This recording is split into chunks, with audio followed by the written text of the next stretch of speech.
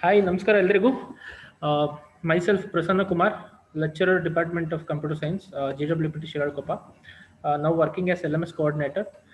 Today I'll be recording a presentation on computer networking post topic, that is Introduction to Data Communication, Components of Data Communication, Data Flow and Data Representation. I'll be sharing you my screen with the presentation.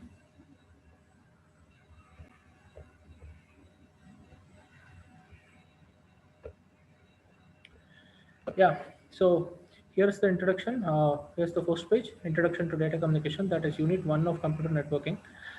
Course outcome is define components of data communication, which is the fourth theory subject of third semester computer science, computer networking. Yeah, this is the table of content, Introduction to Data Communication, components of data communication, data representation. In the data representation, we'll be talking about number, text, images, audio, video, data flow. Later we'll be talking about data flow, and finally I'll be telling which is the source wherein I referred all this content.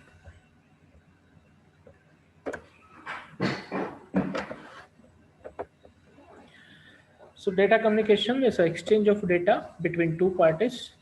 Since we're talking about computer networking, it is data communication is the exchange of data between two devices via transmission medium such as wire cable.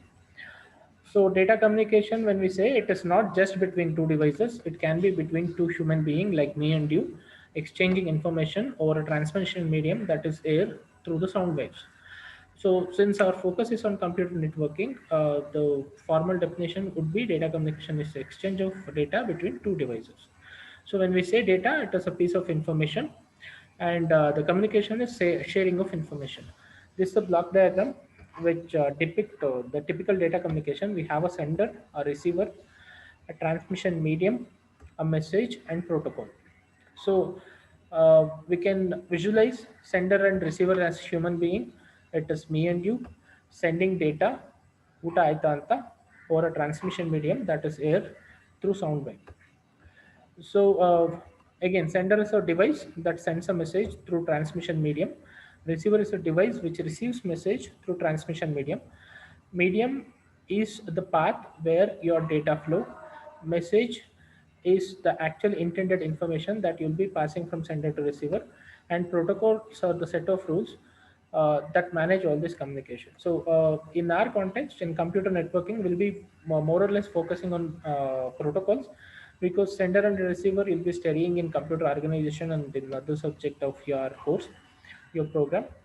Transmission medium will be dealing with transmission medium in one chapter of our syllabus, and the in-depth about transmission medium will be dealt by electronics and communication engineers. We'll be talking about transmission medium in one chapter, and then we'll be focusing on protocols. Giving a different perspective, components of communication, we have five components of communication. A sender, which is a device which sends the message in the format which can be understood by receiver through the transmission medium.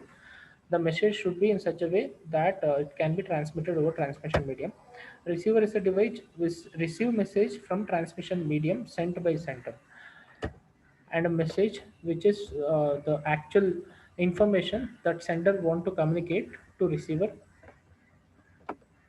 I'll drag this video down. Medium, which is the transmission path, using that sender send message to receiver, and protocol, which are the set of rules that govern this communication. So making this simple concept very easy, I'll give you a different scenario of data communication. So I hope you know both of these legends. This is Dr. Rajkumar, and on the other side we have Vajramuni. So he's a sender and he's a receiver. We have a transmission medium, that is air, and a message called hi.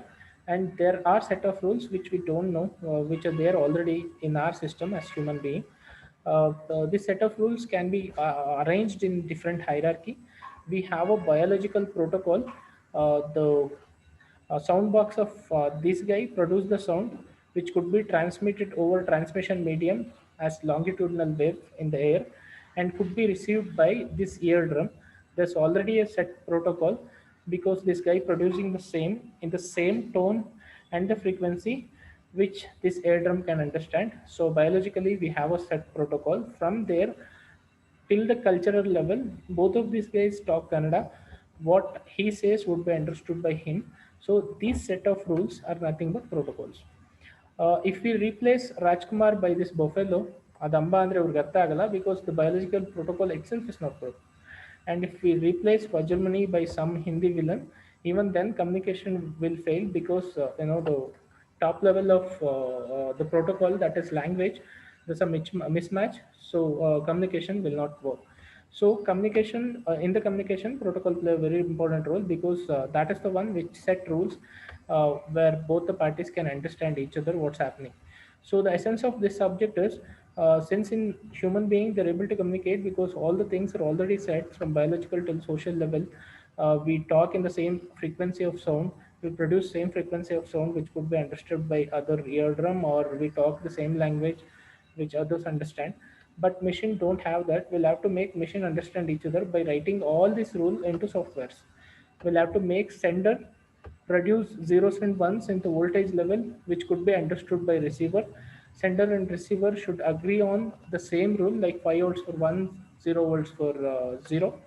Or the presentation, we call them layer. From presentation to application layer, we have 7 layers in OSI and 5 layers in TCP/IP. We'll be studying that in detail in the coming chapters. I hope it is clear. Protocol are the set of rules which make communication happen between two parties. Since our devices, that is autonomous computing units, don't have this inbuilt protocol because we have to make them work. So we need to make all these rules ready in the computer systems through software or hardware. So going forward, the formal definition of sender is a device that sends data message. Receiver is a device that receives data message. Message is any information to be communicated from sender to receiver. A transmission medium is the path through which the physical path through which message travels from sender to receiver. Protocol is a set of rules that govern the data communication. It represents an agreement between the communicating devices. There's an agreement which is already there between me and you. We're talking in the same tone. I'm using the language which you can understand. So we're able to communicate. In the same way, we'll have to make two devices communicate by having set of agreements or rules. For example, without a protocol, two devices cannot communicate. In the same way, a person who knows only Kannada cannot communicate with a person who knows only Hindi. So when we say communication, communication has to be effective at the end of the day. These four are the characteristics which make communication effective. They are delivery, accuracy, timeliness, and jitter. Delivery is the character of a communication where the message has to be delivered to proper destination. We call it addressing. We have different level of addressing. So that is nothing but delivery, which is a characteristics. Data has to go to intended destination. I'll call Ramya if Soumya replies. That is not delivery. Then accuracy, data has to deliver accurately. That is without alteration. If I send a photo of Shah Rukh Khan, the same photo would be received, should be received on the receiver end. So that is without alteration. Data has to be delivered. Then third one is timeliness. That is the data should be delivered in time. The way which happens with our phone calls, like we call and the other party say hello, even with ನಾಳೆಗೆ hello ಕೇಳಿದ್ರೆ it doesn't make any sense. That is the third characteristics. And fourth one is jitter, which is uneven delay. Like for example, you're watching video on YouTube, climaxing ಮುಂಚೆನೆ climax first ಬಂದ್ಬಿಟ್ಟು ಆಮೇಲೆ what happens in between ಅಂತ ಬಂದ್ರೆ it doesn't have any sense. In the same way, the data packets or data arrival should have, even if there's a delay, should have even number, same amount of delay for every packet. So the next topic is data representations. From first semester itself, you might have known that every data, every piece of information inside the computer stored as zeros and ones. Data inside computer is nothing but zeros and ones, which could be stored as voltage levels. 0 for 0 and 5 volts for 1. So whatever you see, the video you're seeing, watching on your screen or in your mobile, everything is stored in zeros and ones. So how that data is represented and how that is converted into this visual form is the topic that we'll be dealing with in our data representation topic. So more or less, even your mobile phone also the same rule applies. So digitization is the process of converting information such as text, video, or whatever you have into digital form, which could be stored, processed by devices, the computing devices. As you know, binary has got only two level, 0 and 1. So you should represent all the data, including the video, in zeros and ones. So you have a course and you force in data structure, which tell you what is the importance of structuring the data according to our need. When we say a number, a byte, we organized bits into 8, and then we're reading it for our purpose. That is nothing but data representation. As you can see in the diagram, everything has to be stored in zeros and ones. We have a standard called ASCII, American Standard Code for Information Interchange, which sets standard for how to store your characters into the memory. For example, this is the code where you can see this is the code which is stored inside your RAM as voltage level, plus 5 for 1, minus 2 for 0. So this is how it gets stored, and you will have to have in a later point of time you will have to make sure that this data represented in a form, and this data could be read and presented in the form which you want to, like video, audio, everything will be stored as zeros and ones. Inside CDs, it is stored as a light spot because it's a compact disc. A laser beam would be used to read. So that is the second thing.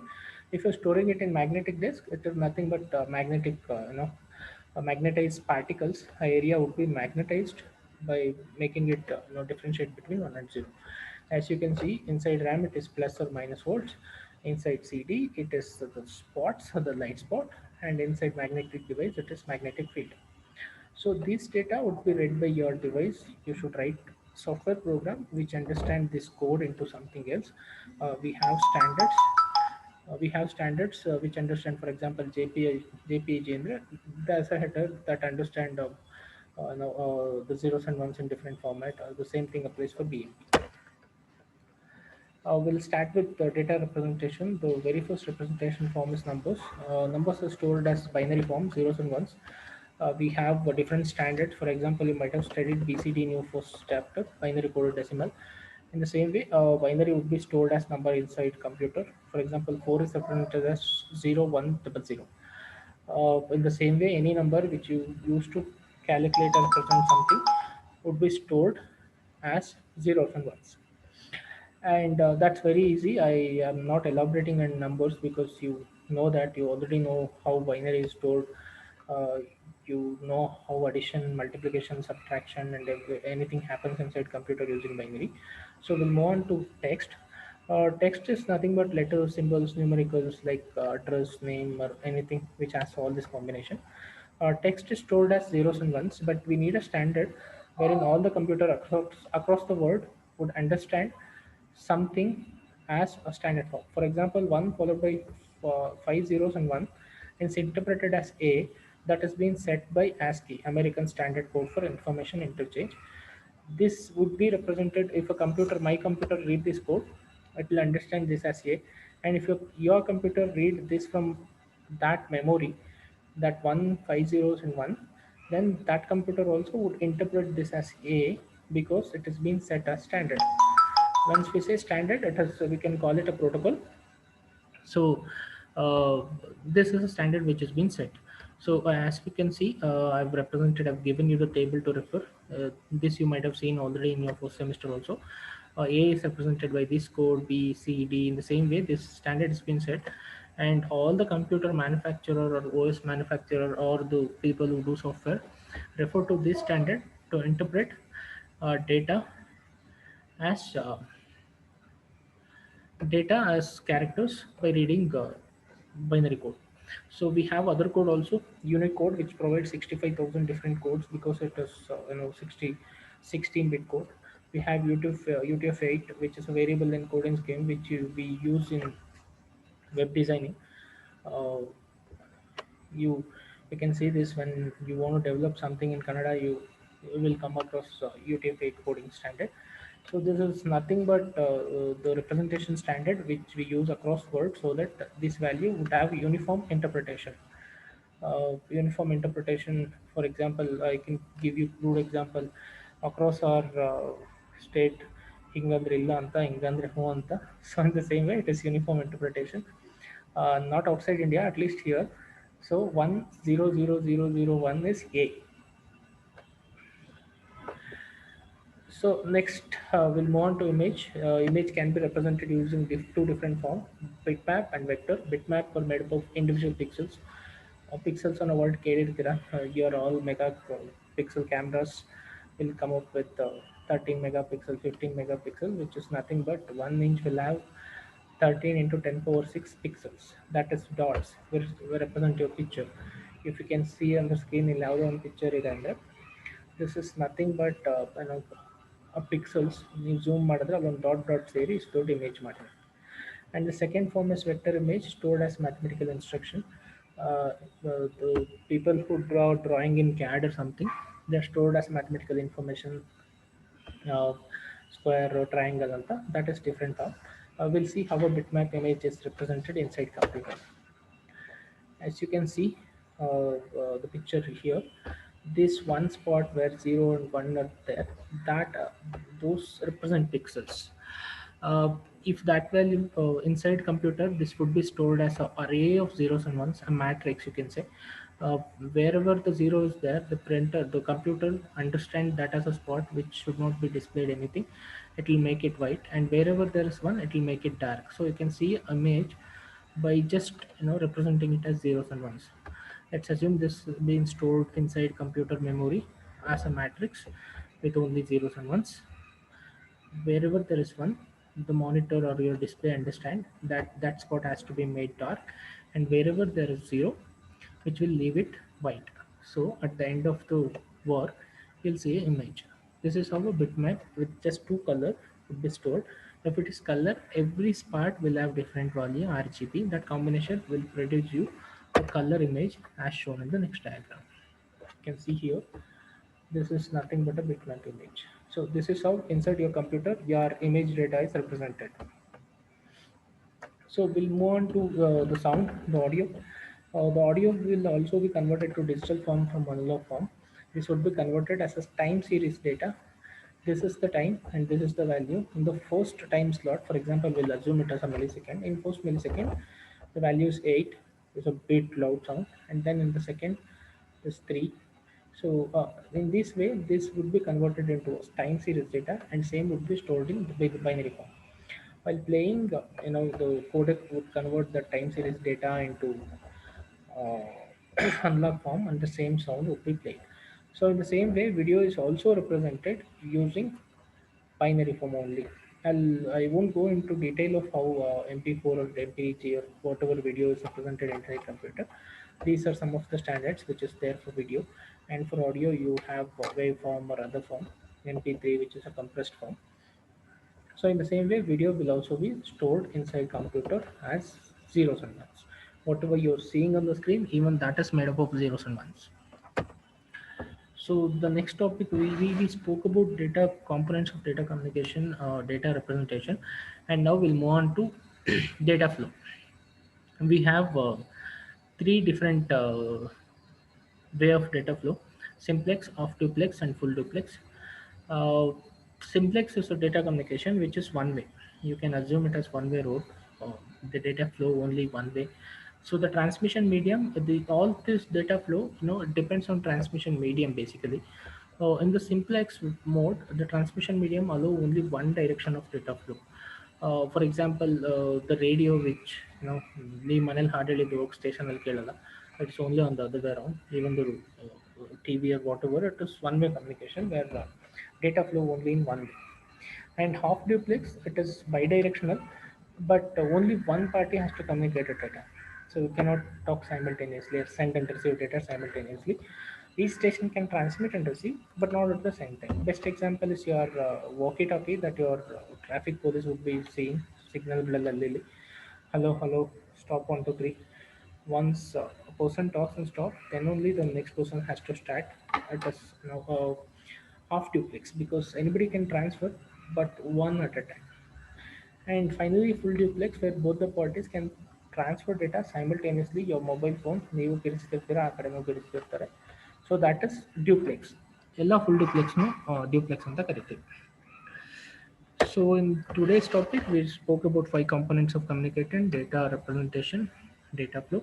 For all this, I referred a book called Data Communication and Networking from Farazan Data McGrail publication. You can download the soft copy also.